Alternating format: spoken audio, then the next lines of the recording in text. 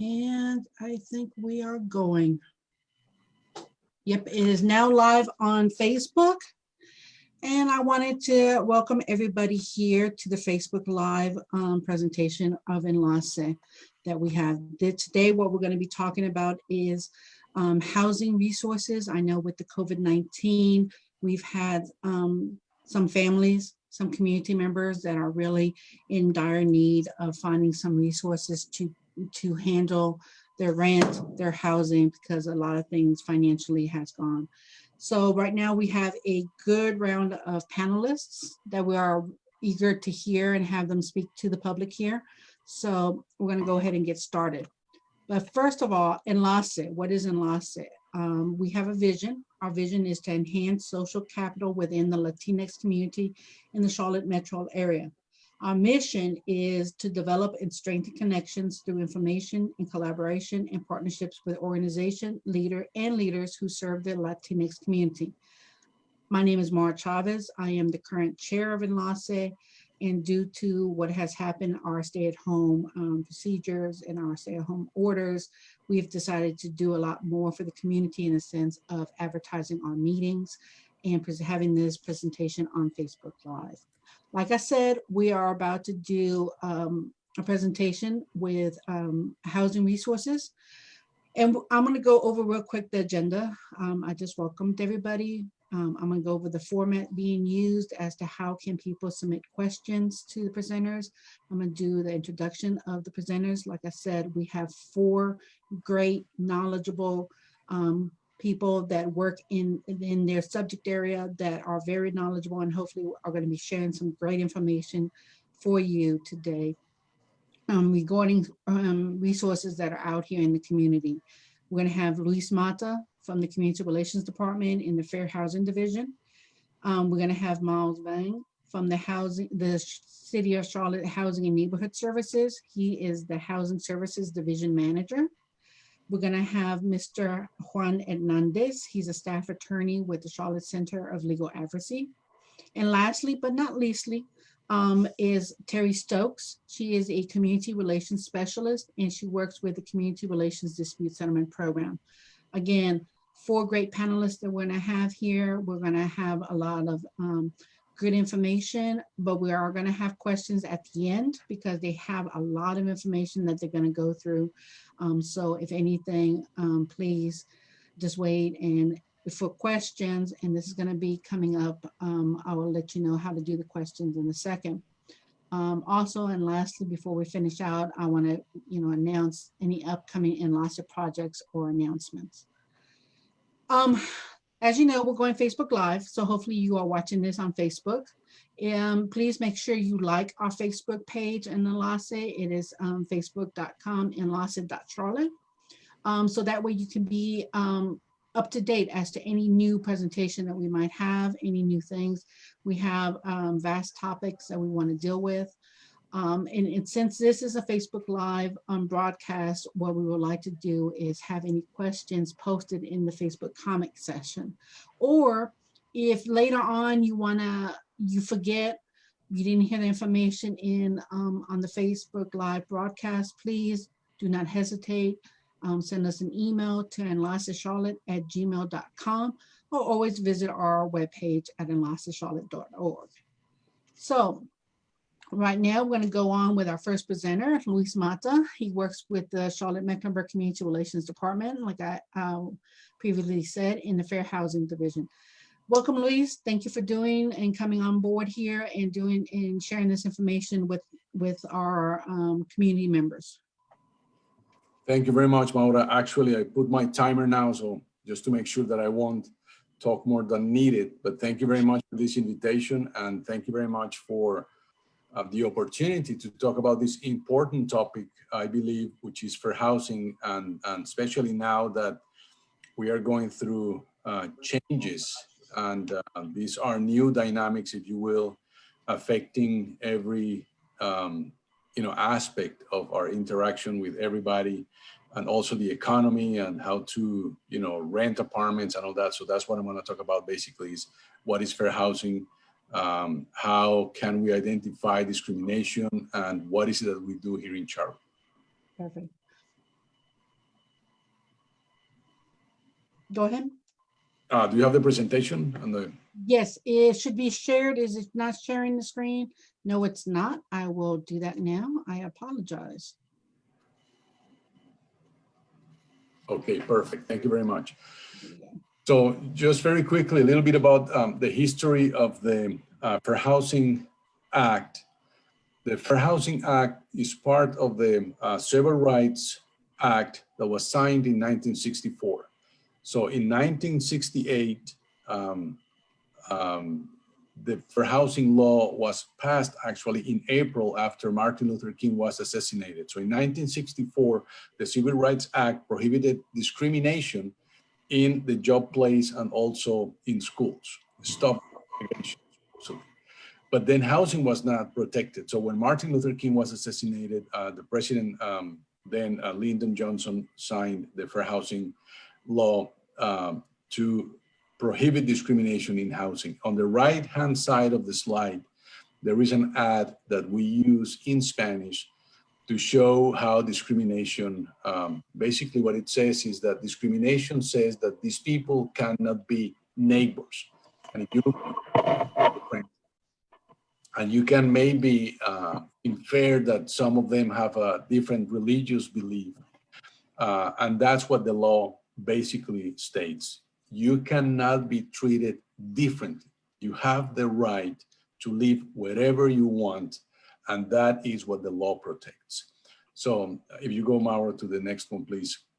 We here in Charlotte, we enforce the local ordinance, which is based in the Title 8 of the Civil Rights Act of 1968, which is what I was saying earlier, which is the Fair Housing Act.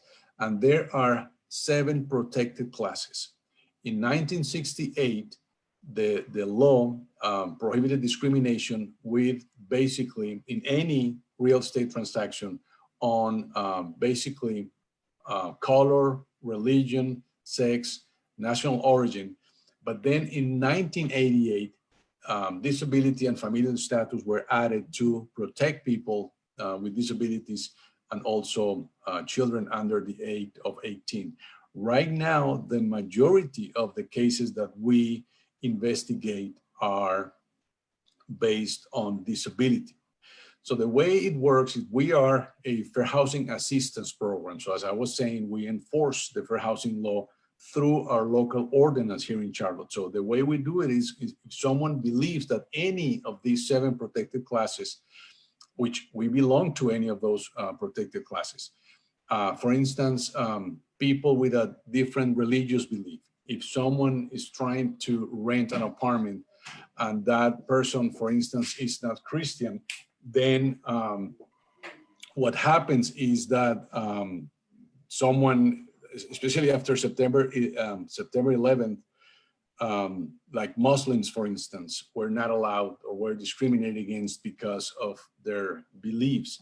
Now, for instance, with national origin, a lot of refugees, for instance, may not be accepted just because they come from another country. And, you know, they may come from the Middle East. So sometimes we investigate fair housing discrimination complaints based on national origin because they come from a country in the Middle East. But also we may add religion because they may be Muslims. So when we do this investigation, the only thing that we need from the complainant to be aware of is that they are being treated differently, that they feel that they were treated differently because of any of these protected classes. So for instance, when we investigate, what we are looking for when we do the investigation, we are not representing the complainant. The only thing we do is that we gather the information from the complainant, we ask exactly what happened, and then we go to the respondent and then we tell the respondent, we had this person came here to our office and said that she or he believed or felt that was discriminated against because of this happened. So we give the respondent an opportunity to give us an explanation. What we expect during the investigation is that we get from the respondent this non-discriminatory legitimate business reason to explain their actions. So for instance, we investigated a fair housing discrimination complaint. This lady was divorced. She had 2 children from her first marriage, and then she had 3 children with her new husband. And they were living in an apartment. She was fighting custody of her other children. And then overnight, basically, she got a letter from the court saying, you now have custody of your other children. So overnight, she went from having 3 children to 5 children. She sent an email and requested the office to be moved to a larger unit. And the response was an email saying, you have too many children. No one is going to rent to you here in Charlotte. So that is a discriminatory statement because that's against the law for one thing. And also she's protected because she's a woman and also she has children. So when she filed the discrimination complaint, we investigated. We had, basically what happened with that case is that it was conciliated. That's another thing that we do during the investigation. We offer both parties the opportunity to conciliate the case, which means that if there is an agreement, we close the case with HUD and we basically tell HUD, we conciliated this, both parties agreed on doing whatever is it that they agreed on doing, around housing, and then we close the case. In this instance, it was conciliated. But then going back to the non-discriminatory legitimate business reason, we had another case. A lady came to our office and said, I believe I was discriminated against because I went to this apartment complex and they told me we cannot rent to you because you have children. So that's discrimination. So we investigated the case, on paper, it looks, there was a discriminatory statement. This woman has children, so it's jurisdictional. We have to investigate. When we send the interrogatories to the respondent, they provided us with a certification. They were a 55 plus apartment complex, which means that the majority of individuals living there were older than 55, which means that they were allowed not to have children living in there. So that was a non-discriminatory legitimate business reason. We closed the case and that was the end of the investigation, if you will. So that's what we do. We just want to make sure during the investigation that we have all the details, that we understand exactly what happened. And then we may find that it wasn't discrimination. We may conciliate the case, both parties agree on something, or we may find that actually discrimination took place. And we are like the most recent, one of my most recent investigations, actually, I caused the case, which means that we believe that more likely than not, this individual was discriminated because of his disability, because he has an emotional support animal. And when you have an animal that is an emotional support animal, is no longer a pet. And he had all these issues with his landlord, and he had to pay a pet fee and all that. So when we did the investigation, we realized that actually he was treated differently. He made this accommodation request and it was denied. So we believe that that was illegal. What else do we do?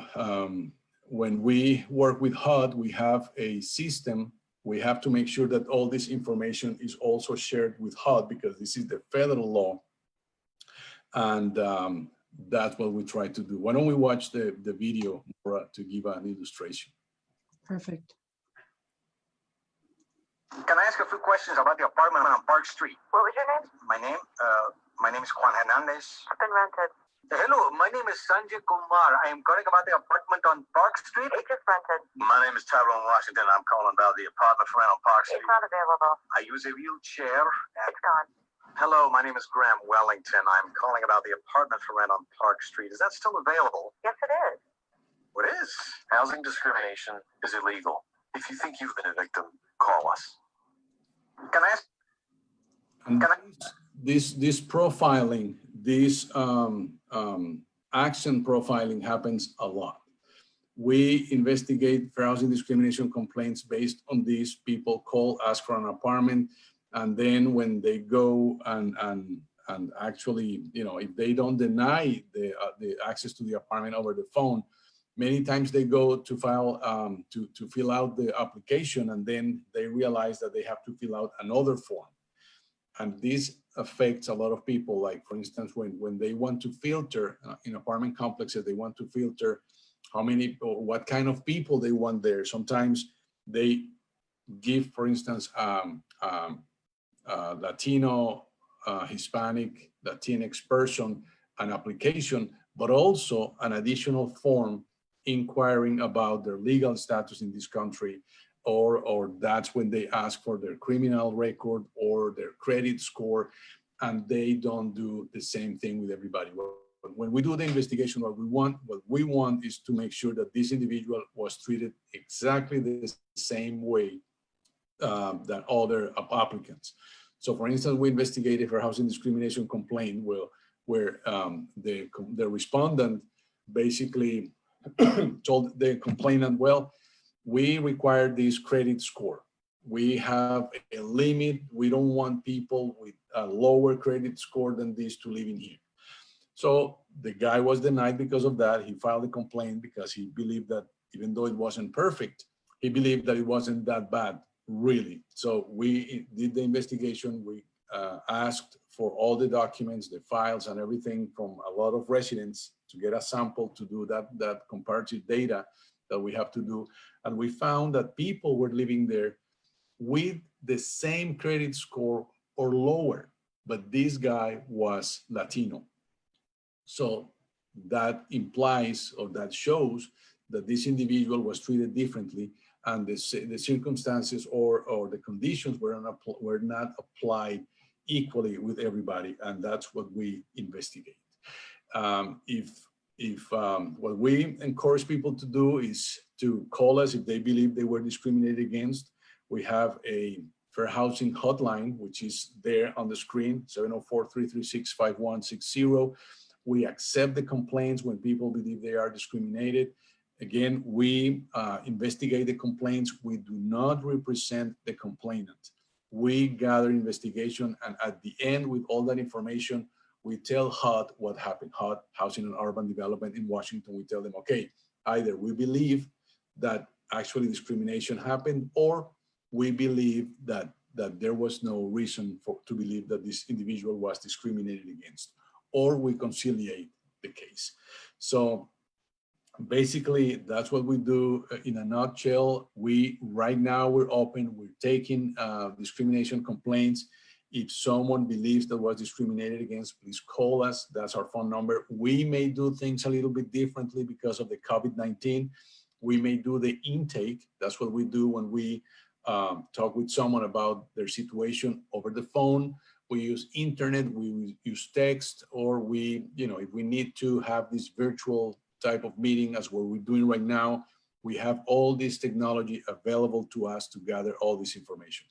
We are doing conciliations over the phone. We are getting many of the response to the interrogatories also via email.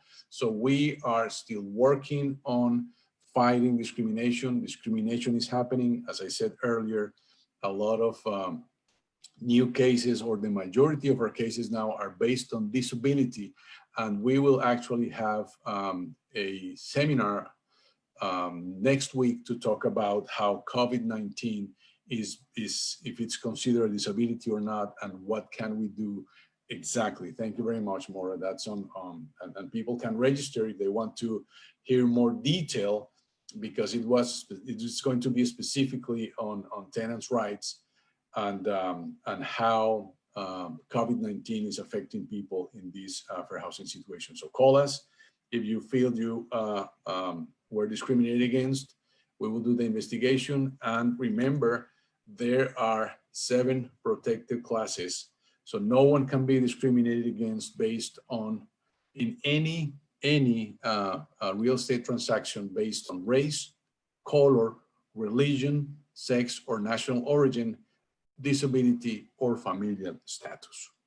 So those are my 15 minutes, Maura.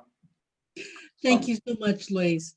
Okay. Thank you so much for sharing this information with the community, and definitely good things to know for those that, again, like Luis was saying, that wanted more information about the fair housing and tenant rights.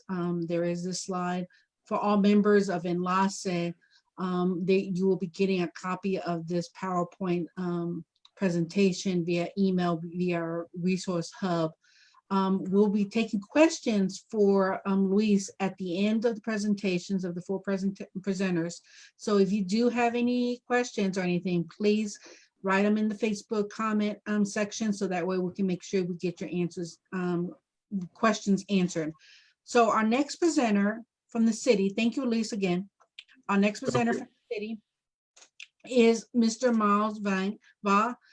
He is with the City of Charlotte Housing and Neighborhood Services. He is the Housing Services Division Manager, and he's going to be talking a little bit about the different resources that the city is able to provide for the community members and the citizens here in Mecklenburg County. Mr. Miles? And thank you, Mara. I really appreciate this opportunity, and thank you to your distinguished guests, other guests, as well as those that are streaming us live to hopefully take advantage of a wealth of information from the number of panelists there. As you indicated, I work with the Housing and Neighborhood Services Department. I head up the Housing Services Division, and we are working closely with a number of partners to help families that have unfortunately been adversely impacted by the whole pandemic. COVID-19, we've received funds from the federal government to do so. And essentially there are several programs that I want to share with you today that may be of interest to your listeners here. One in particular is what's called our rental relief assistance program. And it's called the Emergency Rental Assistance Program, or ERAP. We're instituting it along with a partner of ours, the Charlotte-Mecklenburg Housing Partnership. And essentially what that program consists of is providing rental assistance to households who have lost income, either by way of a job loss or by way of a reduction in income, or households that have been adversely impacted to this point whereby, let's say, the child care assistance that they have received prior to the pandemic is no longer available to them because child care facilities are closed there. Any type of pandemic-related adverse impact to the household that's resulted in them not having enough income to cover their rent would deem them eligible for participation in this program. What the program consists of is that we will work with the tenants and their landlords to make sure that the rent up to at least 3 months rent, up to a cap in terms of the maximum amount of assistance there, is provided for by way of participation in the program. Now, there are a few other caveats there, at least at this particular point. And that is where the eligibility for the household depends also on whether or not this particular apartment complex that they're living in, or the unit that they're living in, is a eligible participating apartment complex or unit there. What I mean by that is that essentially the city has a number of apartment complexes throughout the city that we provided some sort of city resource or assistance to, whether it's financing, whether it's land. We may be providing assistance in the form of a voucher or tenant-based rental assistance to the tenant. Any type of city involvement is one of the requirements to participate in our ERAP program there. And if one goes to the site where you complete an application, there's a drop-down menu that lists all of the participating properties there. Now, I will have to say this. Right now, if you go to that site, and Maura, I will get you, before this session is over, I will get you the contact information or the links to the two sites there. If you go to the site now, you may see a message indicating that currently the applications are closed until June 1st. And that, unfortunately, that is the case because of the groundswell of applications we've received. So we now have to go through those applications, verify them, approve them, or make some sort of determination on eligibility for those before we can open the application process back up there. But we anticipate by June 1st, it'll be opened back up, and there'll be some new tweaks to the application process that'll be even more enhancing there. But essentially, you go to the application, you fill it out. If you're deemed eligible, what we do then is work with the landlord to make sure that the payments are made, depending upon how far in arrears the tenant is.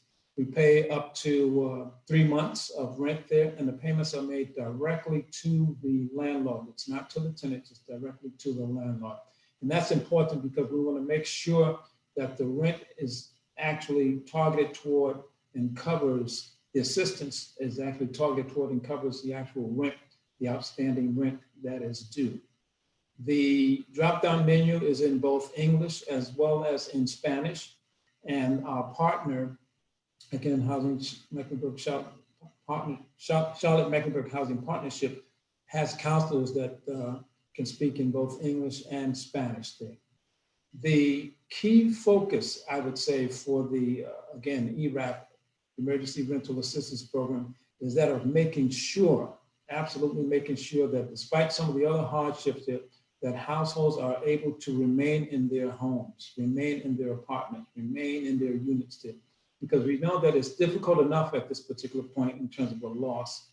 We want to at least try to minimize the adverse impact to these households by at least keeping a roof over their heads there. So essentially, the key function, the key purpose of the Emergency Rental Assistance Program is that of providing rental assistance to households, again, that have been adversely impacted by way of loss of income or some sort of loss that would enable them to, that would prevent them from remaining current on their rent. The second program that we had is called the Mortgage Assistance Program. And comparable to the Rental Assistance Program, the program is designed to provide assistance to households that have been adversely impacted by the COVID-19 pandemic. Essentially, similar to the rental program as well, it's designed to provide them with assistance to cover their mortgage. So in this instance, let's say we have a homeowner who has a home and they qualify because they lost income or there was a reduction in income and cannot make their mortgage payment. They would go to the link, apply, submit, complete an application. There will be some verification done to qualify the tenant, the homeowners there. We have to verify that the homeowner actually owns the home because you have to be the actual homeowner. We have to verify that the homeowner actually has that home as their primary residence as well. It can't be for rental property. It has to be owner occupied. If in fact those check boxes are appropriate there, they qualify because of some pandemic related event, they own the home, they live there, then we will work closely with the lender for the borrower to make sure that the mortgage payment is made.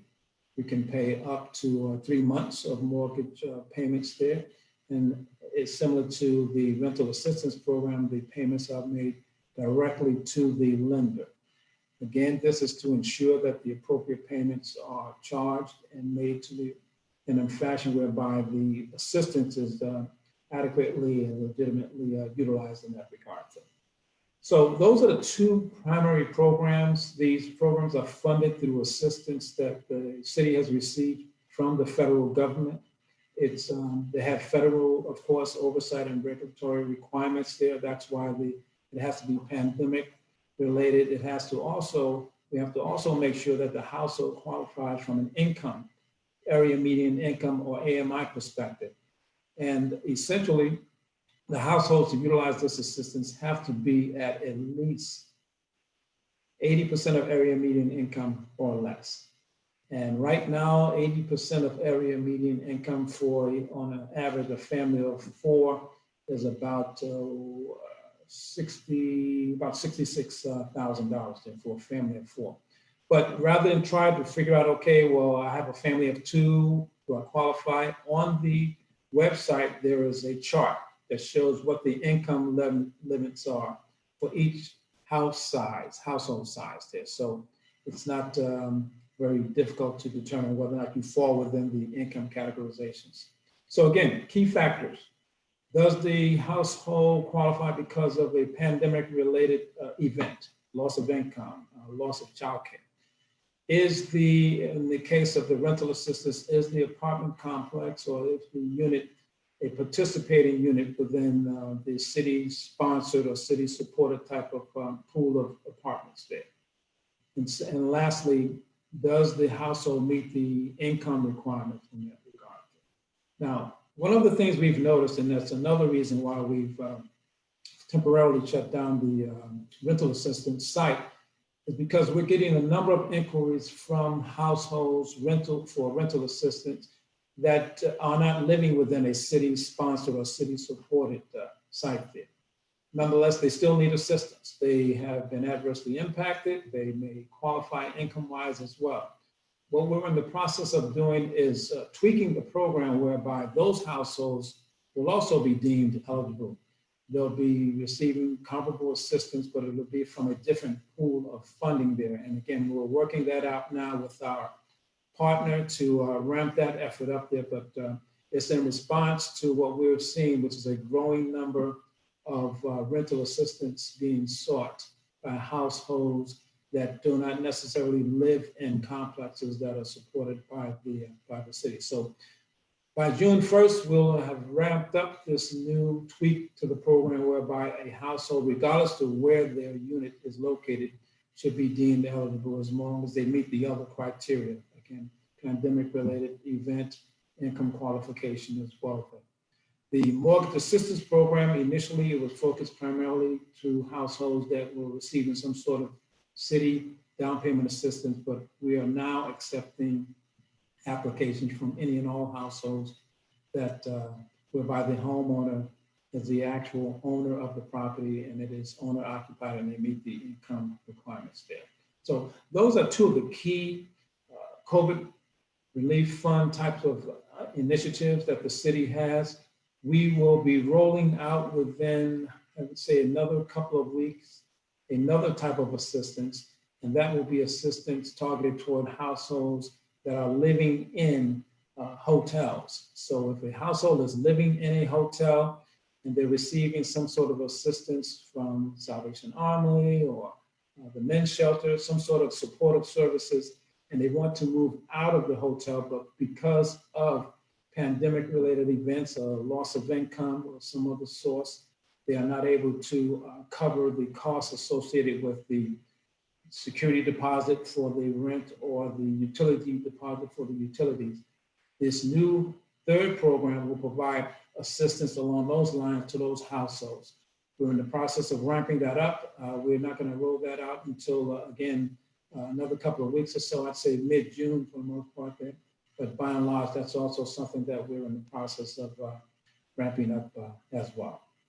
And Maura, that's about it for me. I will, during the course of this session, again, send you the contact information. All right, perfect. Thank you very much for that information. Very good information here. We do have a question or two coming in, but we're going to leave that to the end regarding some of the requirements for the programs. But again, we're going to do that as soon as we're finished with all the presenters. Again, thank you for that. And once you get those links to me, I will make sure that they are broadcast on the Facebook Live presentation. So next up, we have Mr. Juan Hernandez. He's a staff attorney from the Charlotte Center for Legal Advocacy. As most people know, the courthouse has been down, has been very minimal in working, and it is projected to be opening up June 1st, depending on how certain things and certain criteria are met. So, and one of those things that we saw a lot on Facebook and a lot of the community members were very worried about was the eviction, as most of what Mr. Miles was saying, that, you know, people have been adversely affected due to wages losses, money loss, you know, losing of household income, and other priorities being put in place. So one of the things that sometimes, you know, it has to kind of fall to the wayside is rent, or, you know, but it is important to keep a roof over your head. So we have Mr. Hernandez here. Juan, thank you very much for being here. And what information do you have for the community? Hi, Marta. Thank you for having me, and thanks to everyone else out here. Special thanks to Luis, who helped me put a client in a position where his home was in very bad disrepair.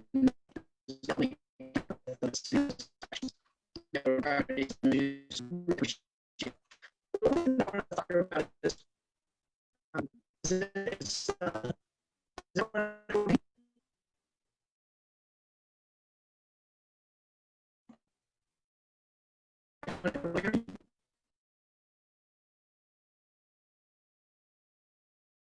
One is hard to understand.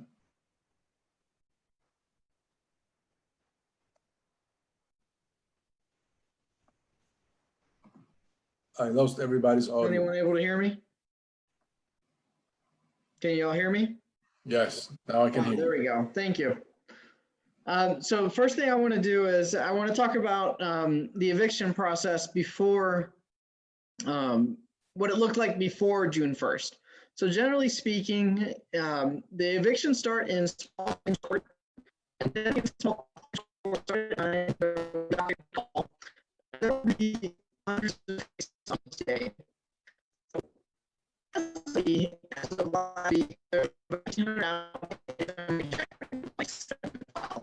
that means there's 1,800 that are court and so I think it's fair to believe that there's going to be more cases around June 1st. And know that there are no elections that are now we're talking about ongoing now that we had this time around. One thing I'm sorry. I think your microphone's coming in and out. I'm getting, yeah, the speaker's not working, I think. I'll just try it again. Let's see. I try it again. Can you hear me now? I can hear you now. You're good. So one of the issue that we're going to have is social distancing, and Chief Justice Beasley's made clear that for the legal process of summary ejectment to occur, there have to be certain precautions that are taken. And previously, in how it used to look like, there were hundreds of people in one room, and that's obviously not going to happen. And it can't. My hope is that we're able to do everything and do it safely. One thing that's important to know is very important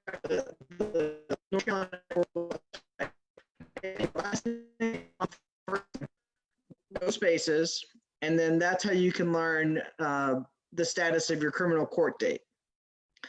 For now, there will be no jury trials until August of this year. It could be very short. And you and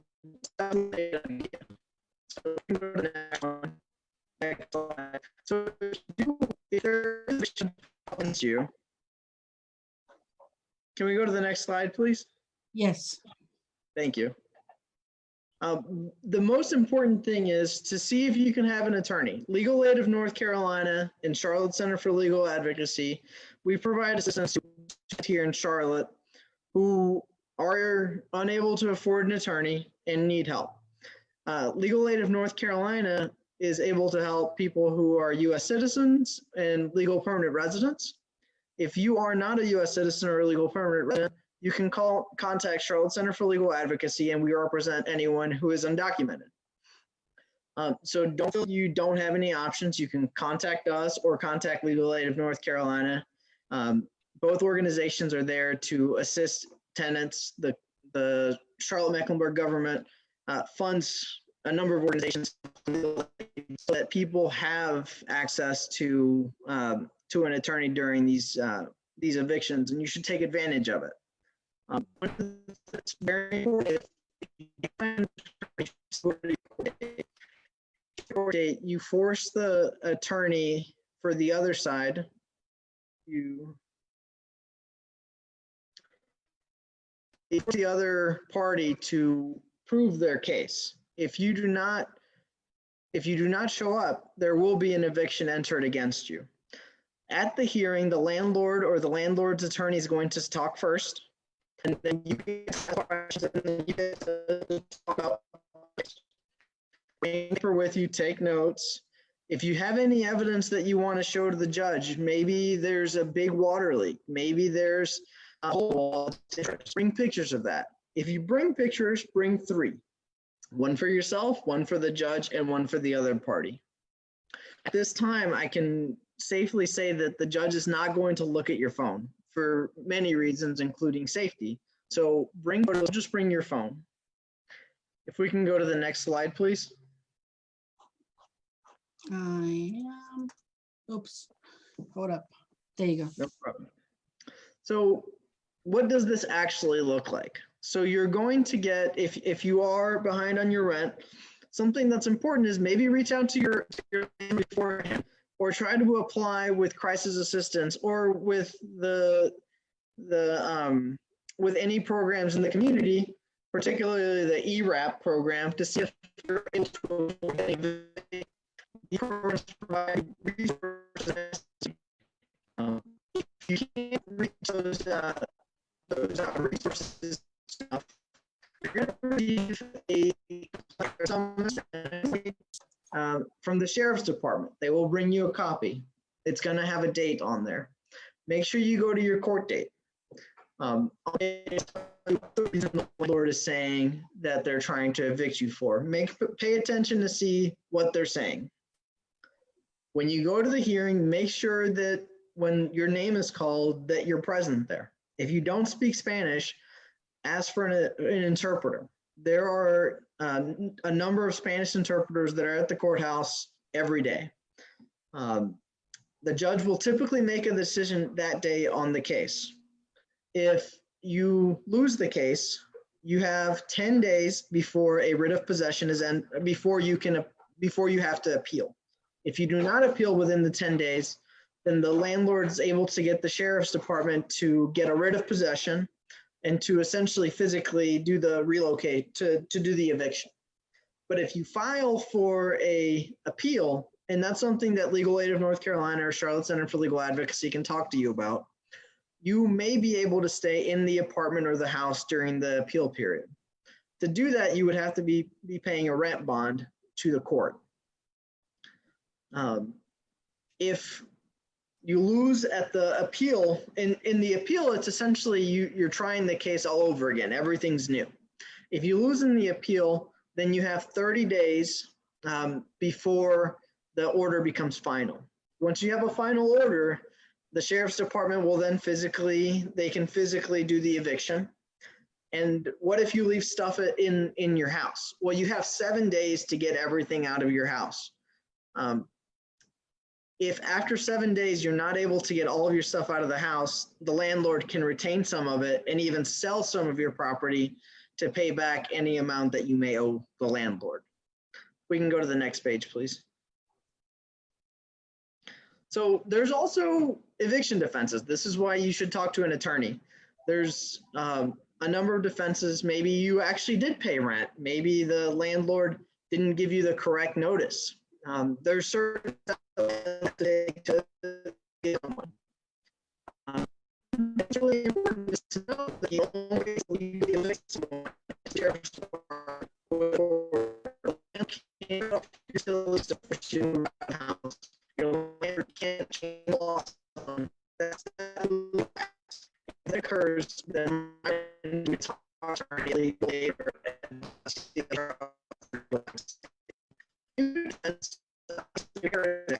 if the property, the person you own,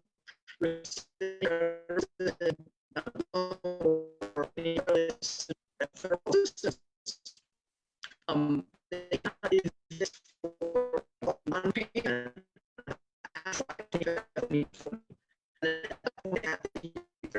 So if if the landlord has a word that is back by you can call based on you can do is you are going to have to this is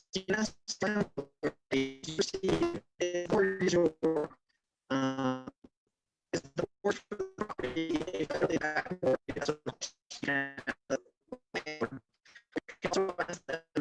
receive any federal assistance for this job.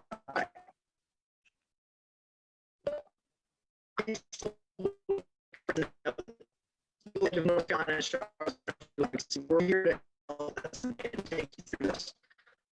That's what we want to help you with. That's less about so to get more awareness, you have to call your research. You're calling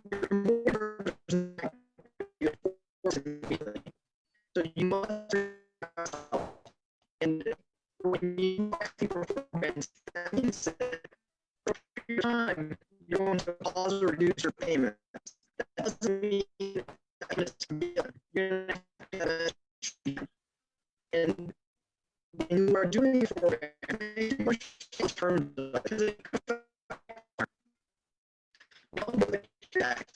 if you entitle forbearance, if you have a clearly defined partnership, to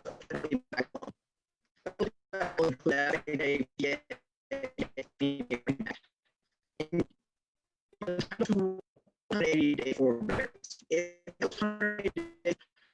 Still be just for another 30 days. Under the CARES Act, no additional will be federally backed. You have a private mortgage, then you still have the option of asking for forbearance. There may be associated with that. And that presentation for now, we have questions later.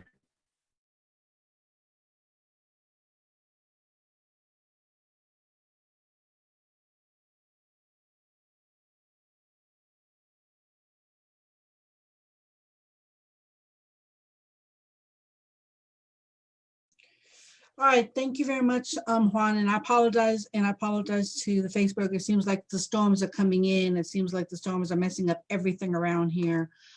So we are definitely, like I said, all the members of the Enlace will have a copy of the PowerPoint slides and a contact information at the end, just a general number. So anybody that has any questions about any information on the slide, you can go ahead and just reach out to somebody. Again, I apologize for the sound. The storm is really messing up.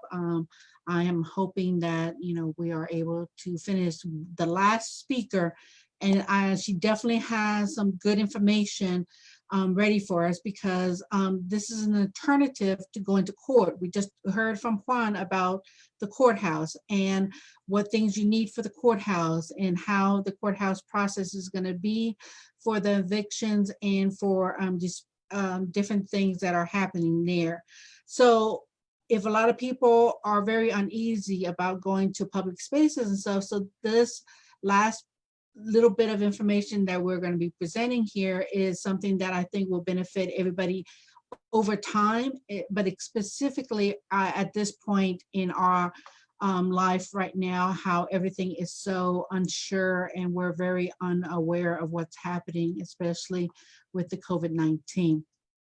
So our last presenter, again, last but not least, is Ms. Terry Stokes. She is a community relations specialist with the community, the Charlotte-Mecklenburg Community Relations Department. And specifically, she works with this dispute settlement program, and she has some great information with regarding this new not so new program, but she's going to go ahead and talk to you about that. Terry? Yes, thank you, Mara. Can you hear me? Yes, I can. Perfect. Okay. Well, hello, everyone. Again, my name is Terry Stokes. I am a community relations specialist with the Community Relations Department, and we have a department called the Dispute Settlement Program. In 1983, the Dispute Settlement Program has been providing mediation and conciliation services for the residents of Charlotte-Mecklenburg for the following types of cases. We receive cases in landlord-tenant, neighborhood disputes, misdemeanor criminal complaints, VI private warrant court. That's the court where we receive these cases, but we call them the private warrant court or the private citizens court. We also have a court program called the 50C, No Contact Order Mediation Program. We provide Medicaid appeals, consumer merchant issues, which formerly is worthless checks. That's pretty much what that is. We provide services, mediation for school issues and truancy, peer-to-peer mediation. We also have employer-employee relations mediation program and self-referrals. The self-referrals can come from the civic organizations, our churches, roommates, neighbor to neighbor, and etc. Okay, but what DSP does not do is handle cases involving separation or divorce, child custody, felony offenses, or domestic violence. Next.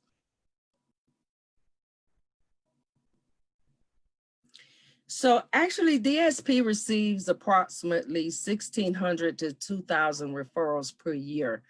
From the following partners, we use referrals from district court judges, the district attorney's office, public defender's office, magistrate's office, local attorneys, landlords and tenants make referrals, homeowner associations, CMPD, Charlotte-Mecklenburg Schools, Evelyn, which is formerly the Charlotte Housing Authority, and Office of Administrative Hearings, which is our Medicaid mediation program, and city and county resources, and the residents of Mecklenburg County. So what's happening now is summary ejectment. Mr. Warren has just talked about the summary ejectment, and for the dispute settlement program, we have been pretty much awarded to do the to mediate the court backlog. The Community Relations Department program is to assist the court in handling the following cases: the landlord-tenant cases that have not yet entered into the court system. That is our main reason for the landlord-tenant mediation program. Summary ejectment landlord-tenant matters that have been filed in court would have asked to have those 7-day turnaround to a 60-day turnaround due to the COVID virus. And we will allow mediation to be in very optional in these cases. So right now, these are some of the cases that we are addressing for the backlog in the court system. Also, the small claims cases that are filed for money owed, and that's like personal property, or if someone owes you money for certain things, we are doing small claims courts as well. Now the miscellaneous conflicts, such as employer-employee disputes, we actually have issues, HOA complaints, and neighbor concerns. So that is pretty much like the backlog that we are actually helping to prevent people from going to court by using the method of mediation. Now, our plans for these backlogs of the summary ejectment is that we already have spoken to our volunteer mediators. We have a pool of 35 volunteer mediators who are prepared now to receive this 1,800 backlog of cases by June the 1st. So we possibly could start receiving these cases on Friday. And what happened is that we had to, we have committed to assist the program over the summer as schedule allows. So we're not sure how long it's going to take us to actually mediate all these backlog cases, but we also doing a lot of cases via internet due to COVID-19. I am currently receiving landlord-tenant cases and actually doing teleconferences. But if there's someone that wants to go into the courtroom, we have made arrangements with the courts that they can go to the court and have mediation, but we'll still follow the social distancing guidelines.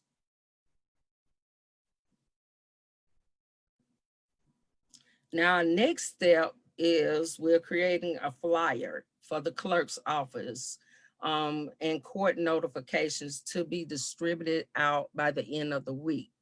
DSP is compiling resources, a resource sheet for its mediators to use when they're going through mediation. Community Relations have also completed a When You Rent book, and it is available electronically to the public. It is being given out to our partners, our agencies, and our mediators to use as reference. Dispute and Settlement Program will work with the clerk's office to develop a case referral and completion of paperwork process. We're still working out those logistics. And we're also receiving additional training for our volunteer mediators through our partnership with Legal Aid on these issues.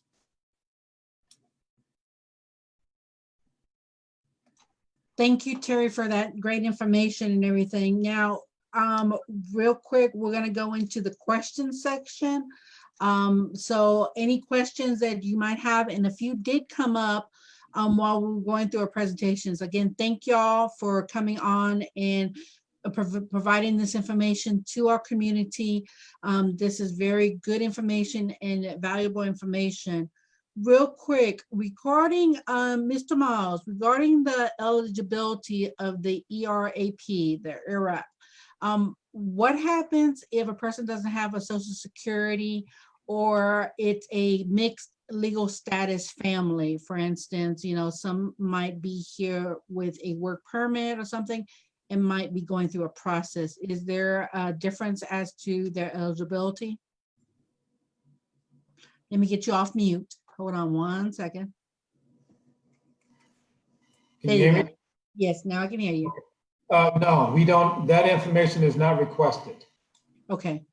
All right, so just about anybody, if they feel like they need to fill out the form, they can fill out the form without having a fear of any of those type of questions being asked, right? Yes, right. All right, perfect.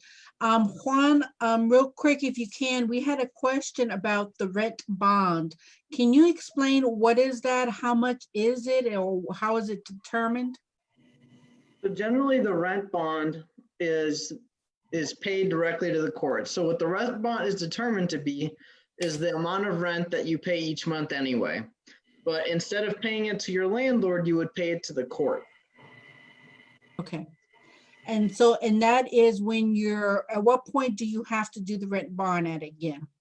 So you would pay a rent bond if you are filing an appeal and want to stay in the apartment or house during the time of the appeal. If you do not have the amount to pay for the rent bond, you can still continue the appeal, but you would be evicted during that time period. Okay. All right, and real quick, I'm not sure how much came through, but regarding the CARES Act, you had some information on your slide. How does that play in to the evictions? So with the CARES Act, what it does is it ensures that if a landlord or a property receives federally assisted funding, so if their loan is backed by HUD or the USDA, or if they're receiving any other type of federal funding, that could mean, it can mean a number of things, then those properties cannot move for eviction until later on into the summer. And the earliest they can file for eviction is July 25th, but they have to then give you another 30 days. So if you're in a building that receives federal funding, then the eviction hearing cannot occur until August 24th at the earliest.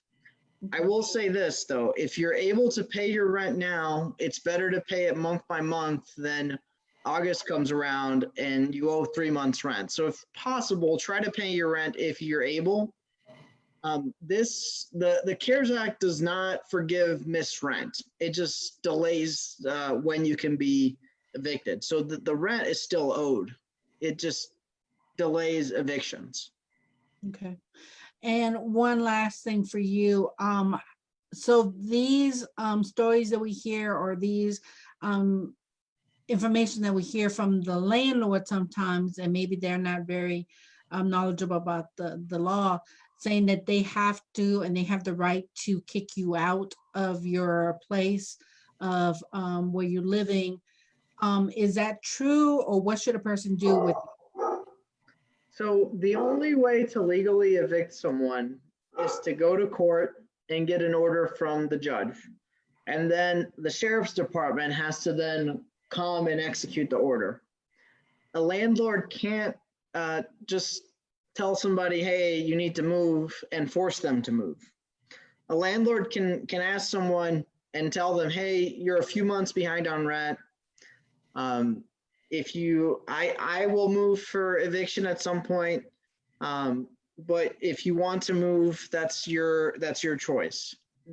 It's okay for a landlord to say that. A landlord can't then, if you don't pay rent, take your stuff and put it outside. So it's really important to go to court. Okay. If I may say something real quick there also regarding what Juan was saying, and it as it relates to fair housing, what happens sometimes is that landlords may take advantage of that, and then if they don't want someone to be living there for whatever, let's say they want to get rid of their African American residents, or their Latino residents, or their Jewish residents, they may enforce more harshly these eviction processes, or issue threats to them and not to the other people. They may be, it is very important to be aware that if that's the case, people can file a fair housing discrimination complaint because they're being treated differently than other residents at that same place. And if that is used as a filter, and they try to get rid or evict people in a different way than other ones within a protected class, that may be discrimination. Again, if they're only asking Latinos to pay, or they are going to be evicted, and they're not doing the same thing with their white or African American tenants, then that's potentially discrimination. Thank you, Luis, for that point. That is very important to know. And talking to you about Luis, what does that, so how does if a person does feel like they've been discriminated, how, by calling that number, what timeline, or what is the process a person can kind of get a resolution, be it that they have to go conciliation, or that they don't have a claim? What is the timeline looking like? When we do the intake, we find out if it is really potentially a fair housing discrimination complaint. If it is a code enforcement issue, we refer them to the code enforcement program. If it's a landlord-tenant issue, we refer them to the landlord-tenant mediation program. That was what I was talking about. If we identify that is a fair housing discrimination complaint, we process we do the intake. We ask the complainant to sign 2 forms. One makes it local, and the other one makes it federal, because again, we are enforcing the local ordinance, but it's based on the federal law, and we have to make sure that HUD, Housing and Urban Development, is aware that we're investigating this fair housing discrimination complaint. We have 100 days to do the investigation, and within those 100 days, we offer mediation, or conciliation, I'm sorry, the name is conciliation. So if we do conciliation, then we close the case without a finding of fact. That's what the law says. So we just tell HUD, okay, we close the case, we had this conciliation, and that's it. In those 100 days, we have to gather as much information to tell HUD that we either believe that discrimination took place, or that we believe, based on that information gathered during the investigation, that discrimination didn't take place. If we have not finished in 100 days, then we notify all parties, and then we put a date to it. We cannot go, technically we do this within 100 days, but sometimes things take longer. This coronavirus thing is making everything go slower. So we're trying to make sure that HUD is aware that, and they know that they have to be flexible because it's harder to get information. People are also kind of hiding behind this situation, and they are using that COVID-19 issue as an excuse not to provide information. When there is an attorney involved, sometimes that takes a little bit longer because the attorneys request extension for to provide the answer to the interrogatories. So that may extend a little bit longer, but we have 100 days to find cause, no cause, or conciliate the case. Perfect. Thank you so much for that, Luis. Real quick, Terry, can you kind of explain the mediation process for a person that has never been through a mediation process? What can they expect there? Yes, particularly if you're speaking on the landlord-tenant mediation program, we actually receive referrals. Everything starts with a referral. They can go to charlotte-mec.gov and go under community relations, and there is a landlord-tenant mediation referral form there. Or they can come to our office and pick up a referral form, or they can just call me. So that's the first beginning of creating the landlord-tenant mediation. Once I receive the referral, I need information from the referral process, which can be the tenant or the landlord. I get referrals from both the tenants and the landlord. And I need information in reference to who you are, your name, your address, telephone number, and it's important these days to get an email address because due to us working from home, I'm doing a lot of cases via email and then do a teleconference mediation. But after that happens, and then I ask the referral party, whether it's the landlord or the tenant, what is your availability? So if they can do a mediation, which normally just takes about an hour, to do the mediation, some people do it on their lunch hour, okay? And now that we are doing it conference call, then it's much easier. But mediation is simply a process to where there's a third party that actually listen to both parties, do not have an opinion. The mediator does not have an opinion about the outcome, but simply listening to both parties and facilitating the communication, possibly assisting them to come to some type of agreement. Now, every mediation may not come to an agreement, and that's okay, but at least both parties will be heard, okay? And therefore, with mediation, you know, it's been very successful with just using a third party to facilitate the communication. Sometimes we hear things, a party is speaking of something and the other party may not receive it. So what we do is reframe the communication to make sure that all parties hearing the same thing within that mediation. Now, our services are free. That's a free service to the community, always have been. But now with all of these summary ejectments, just wanted to let you know the difference between the landlord-tenant mediation and the summary ejectment mediation. The landlord-tenant, that's preventive. That's before the landlord has gone down to court and filed a summary ejectment, okay? But we're receiving those summary ejectment cases because we're thinking that possibly 90% of these cases are for non-payment. Now, we have partnered with Crisis Ministry that has received an abundance of funds to help with rental assistance. So not only when you come through the mediation program, you will also get connected with resources. And right now, people need rental assistance resources. And so therefore, you would leave with some type of resource, some type of rental assistance so that you can maintain tenancy in your apartment, your home, or whatever your dwelling may be. Okay? Good. Real quick, so do both parties have to agree to participate, the landlord and the tenant? That is correct. It's a volunteer program. Both parties must agree. I cannot force anyone, the landlord nor the tenant, to attend mediation because it is a volunteer program. Okay, perfect.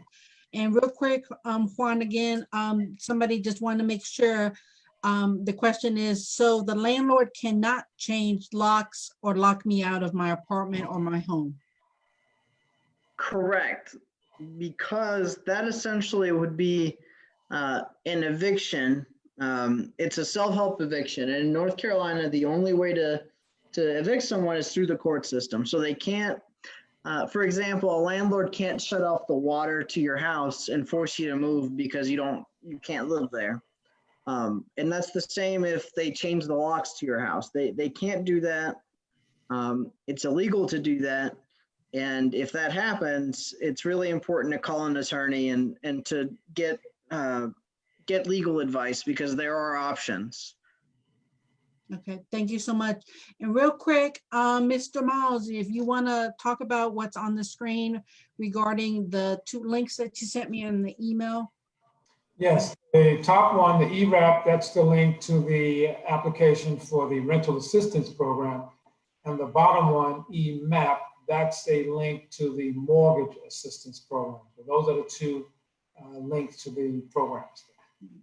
And both of these are in Spanish. So 2 people, Spanish speakers can go access both applications. Yes, yes. All right, thank you so much. And again, I want to thank all of our presenters for being here. I know where it is late in the afternoon, but we wanted to make sure that we were able to broadcast this as a convenient to our community members. One last thing before we go, we have some upcoming virtual meeting or topics that the Enlace board is thinking about. One is the COVID-19 resources. What resources are still available? As you can tell, this is not going away.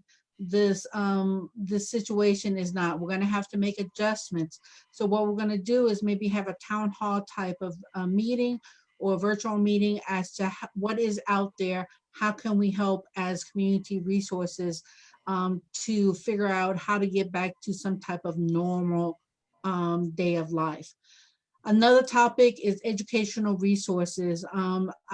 How do we keep the youth on track? If a lot of you don't know, the CMS board last night has approved the new CMS calendar. So the youth are going back to school on August the 17th. So what are we going to do within these 2 months to make sure when they go back to school, they're on track? So we're going to try to figure out, and we're going to look for some presenters to see if we can do some kind of topic on that. Now, if there's any other topic that you would like for Enlace to kind of dive into, please email us at enlacecharlotte@gmail.com. We are more than happy to try to accommodate. We are here for the community. We're here for the organizations that are helping the community members to get the information out there. And the last thing I want to make sure everybody knows, it's census time. Census is going to come around. I mean, we've got an extension. We are now at 60% completion rate, but we want to make sure that everybody's counted at the right place one time. So we are going to start having a census caravan. And I'm not sure, but it's going to be a little bit of a Latino style. So obviously, if you start seeing cars riding down your neighborhood with the music, yelling out the window and stuff, please do not call us. Do not call the police on us. Come out and try to get some information from us. If the day is good and shining, you know, we want to make sure everybody knows about the census, what is going on with the census, when to make sure everybody is filling out the census. Once we open up a little bit more the community, definitely you're going to be seeing a lot of people out there talking about the census. And just make sure if you've completed your census, call up your friends and family saying, hey, have you done your census? You know, this is a whole community. We need to stay as a community. But once again, I would like to thank you for being on here. and taking in all the information. I'd like to thank the presenters. Thank you very much. And if there's any questions or anything, just email us at enlacecharlotte@gmail.com. Have a good night, everybody. Thank you. Thank you. Thank you. Thank you. Have a good one, everyone.